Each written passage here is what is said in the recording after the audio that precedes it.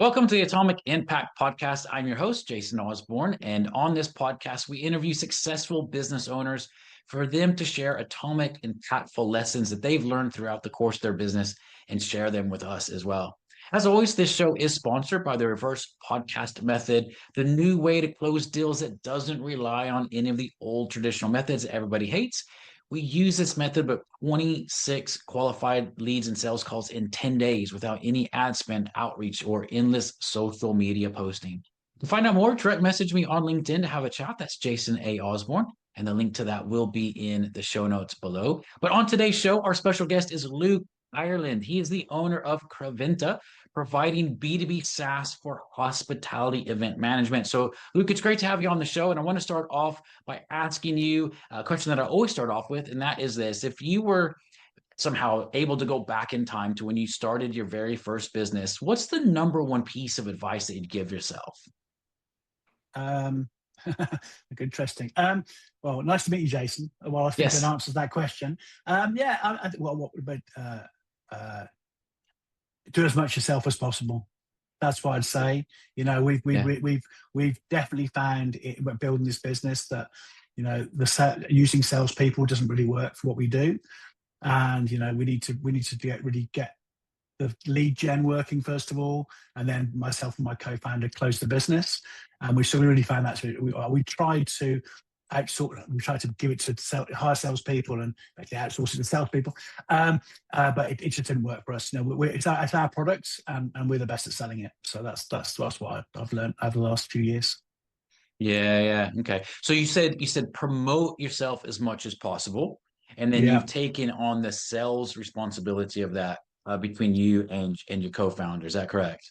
Yeah, that's right. I just tell you, you can't get the passion. You can't get salespeople to have the same passion. And also, we're selling software. So if there's a question around, can we do this or that or the other, I can answer that question quite quickly.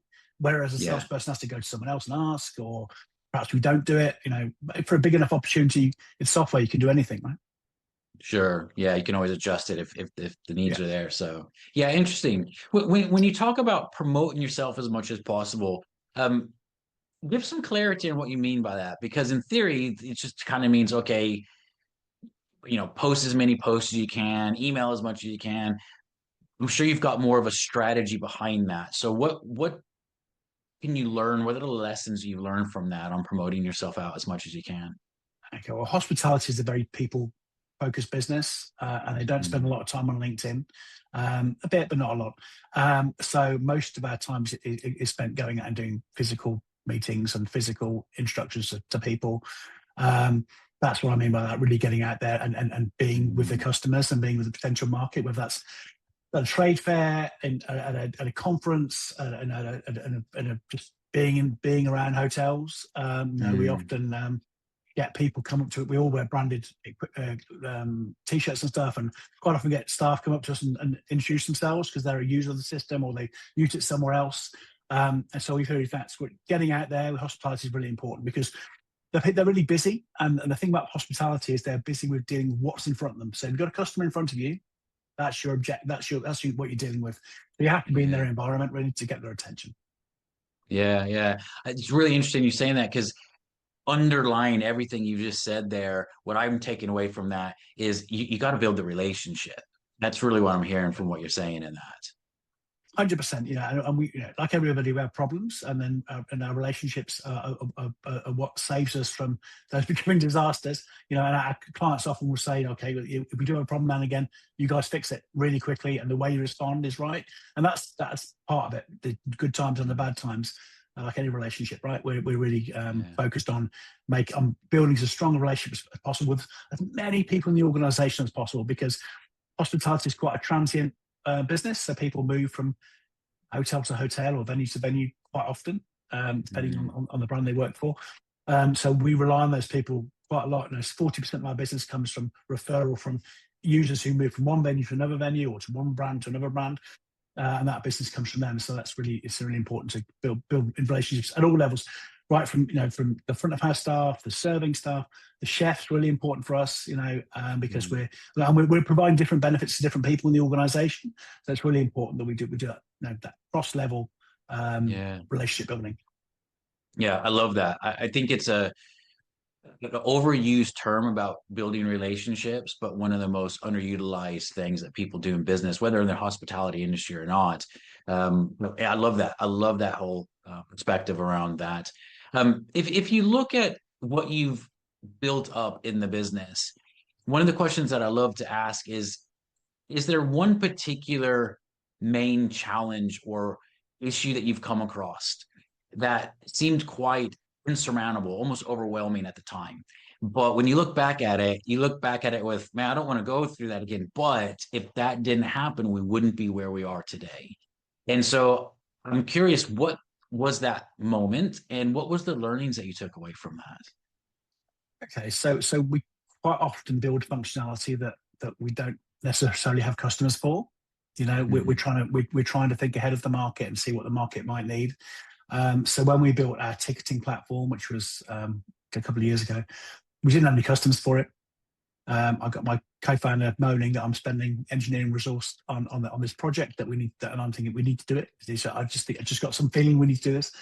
And it took us a long time to get it working properly and to get it functioning the way we wanted to function. And then when we went to the first set of customers, we found out a whole lot of things that I hadn't even thought about that they might want in terms of functionality. So, you know, we spent a lot of time and money on a project which had no clients. But now it's around about 15% of our business. So, you know, we fought through that. We went through the pain of throwing some money at something which we had no clients for, producing a product which it turned out a lot of people found a lot of holes in, and we need to fix it. We need to fill the holes. So yeah, it's always a challenge when you're talking about new functionality and a new module when you've part of the system, because you're trying to guess how people use software without necessarily knowing how they really use it. And even then, you can sit there with them and ask them, and that's what we did with many users. Asked them, how would you like it to work? And they tell you, and then they go live, and then it's but what about this thing where we've got to move that customers are there, we've got to, we haven't thought of that. Then you've got to keep going. So that's the challenge with trying to develop software without without an infinite amount of people. Yeah. Again, I always like reading between the lines of what you're saying. And what was interesting is you built it good enough to get started, but not trying to be perfect with it. And as it grows, you begin to perfect it over time based on actual user feedback, which I think is a really key lesson in business. We understand theoretically, but we don't put in practice, where we try to get everything perfect before I ever even launch it. And I'd love your thoughts on that, because I think you come at it from a very different perspective when it comes to software. And obviously, I mean, you have to have software working on some level or no one will buy it. From that software engineering perspective, what's your take on that when it comes to business? So we will, when we develop a new module of a product, we will aim to get about 70% of the way there. We're on first release, even with stuff we know we need to do. That we get it out there. There's the functionalities there. We've got some great customers that will try anything that we put in front of them. So we're very fortunate that we have the relationship with the people we can do that, and we get feedback really quickly and iterate really quickly based on that. I think if you try and do everything, and you just won't succeed. You'll just be forever developing software that doesn't ship. And the most important thing, is to get something shipping, because you will get those changes you didn't think of. You will get customer feedback. And better to be doing that at the same time as doing all the stuff needs doing. So as long as you've got a compelling proposition in the first place for the customer to be, actually, I'll use that because it'll be easier than my current system, it'll be cheaper than my current system, it'll be something we don't do, therefore we'd like to have that functionality. That's the key thing for us, and that's about us understanding the market, understanding hospitality, and how that market's changing, because it just changed quite quickly. Yeah. I love that. It's interesting because whenever I ask that question, or just generally if I'm speaking to people, they'll have a similar sort of response, but it's quite interesting from your perspective because you're actually building a software that just to work. But as you know, there's a million bells and whistles you can put on software that, I mean, you could be building something for the next 20 years. You could be building forever, for sure. You could, if you wanted to do every single thing. We have a development roadmap, and it's got all sorts of stuff on there. We have our dream section that we put on there. That's like stuff the product guy comes up with and say, yeah, we'll think about that. We might do that at some point. It's put on the list, but there's a whole lot of other things that you need to just do. The key thing for us is to live by our ethics, which is to our goal is to enable hospitality staff to spend more time with their guests and customers than they do managing events. So everything we do is around that. So everything that we do that moves further towards that goal is a benefit to our clients. Yeah, I love that. I love that. Well, if you look over the next 2 to 3 years, Luke, what's the goal in the business? What are you guys wanting to achieve? Well, we're for sale. No, no, no, we're not for sale right now. But no, that is the intention of the business, is to sell it to one of our competitors. I mean, a bigger competitor, much bigger competitor than us, for a global player. No, we're building out an event management platform end to end. So we do nearly everything that you need to do in event management. There are some other things that we're developing right now around AI and that will enhance certain parts of our system. But the key thing is, we've got some great customers. We've got global customers. We've got the world's leading hotel brands as clients, and some major football clubs, and as I mentioned, that are clients as well. So, growing the number of customers for sure. We want to get to double the number of customers within the next year, which is easily achievable for us. And then we want to basically get to the position where we're so much of a pain in one of our bigger competitors' backsides that they feel they need to buy us. Yeah, that's a good goal, man. I love that strategy behind it. So amazing. Well, for people that are wanting to learn a bit more about what you do, what's the best place for them to find you? So Creventa.com. We've got information on our products. Or if you're a venue, you can book a demo for sure and see how the product works.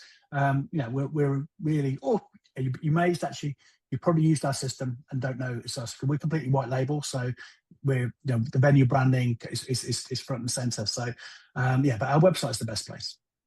Amazing, man. Well, I definitely recommend everyone check out Luke and Creventa. And if you're interested in anything that they have to do with their software for hospitality management. Luke, listen, it's been great having you on the show. Thank you so much. Great pearls of wisdom that you gave for everyone there. And of course, for everyone listening, just as a reminder, this show is sponsored by the reverse podcast method, the new way to close deals that doesn't rely on any of the old traditional methods that everybody hates. To find out more, direct message me on LinkedIn, have a chat. That's Jason A. Osborn. And the link to that will be in the show notes below. And until next episode, stay inspired.